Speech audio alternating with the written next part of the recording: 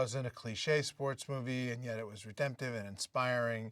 It wasn't a cliche movie about addiction. It just didn't fall into any of the traps. It kind of subverted all of those expectations. So you kept expecting one thing to happen and something different happened. There's a reveal in the middle of the movie that really surprised me and that really rocked me.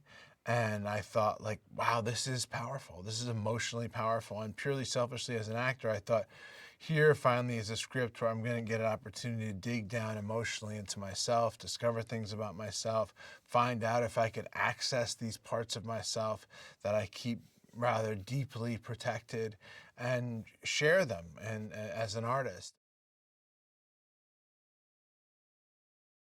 He was sensitive to the nature of the movie and to the sensitivities of the performance, and he was paying attention to every little sort of tiny grain of sand and nuance in the performance, and I trusted him to make the right decisions. And ultimately, with the director, that's what it comes down to. You pick a director, and once you do, you trust them, and you just have to go off with them. They are a small team. They are not, they're not particularly gifted. There's one kid who's actually a pretty good player on the team. Other than that, they're kind of role players. And he comes in and starts to think about strategically how to take advantage of a team built like that and how you can win with that kind of a team. And it turns out that he does have a capacity for coaching, and he's pretty good at it. And he starts to turn the team around. And they start to win some basketball games, and it becomes exciting, kind of joyful, and the team gets inspired, and they come together as a team, and it's a lot of fun to watch.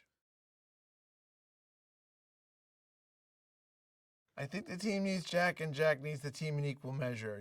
Jack's life is really improved by coaching these kids. He finds something once again in his life to care about, because he was living in a life where he had, with the exception of the fact that he's probably still in love with his ex-wife, he had nothing really going on at all. He had kind of given up. And coaching this team gives him a reason to live, gives him a reason to hope. It gives him a reason to go home and think about something at night and to work on something and to hope for something. And with the team, they get a coach who really, really cares, pushes them, demands more, asks them to reach deeper, pushes them together to work as a team rather than a group of individuals. So I think it's a symbiotic relationship that works really well. Part of what Jack does is he inspires a passion and a caring in the players so that they want to win, so that it matters to them. They have a sense of pride and a sense of integrity and a sense of we're not going to get pushed around. We're going to stand up for ourselves. We're going to fight hard. We're not going to let ourselves be overcome by challenges. This movie to me is the truest, realist kind of redemption, which is any redemption, any happy ending, any positive step forward. It's not a guarantee that the next step will also be positive. It's not a promise of happily ever after. It's simply a step. It's simply a step in the right direction, movement toward positivity, recognition of the difficulties one has, the abandonment of denial, the confrontation of your own mind's sort of playing tricks on you.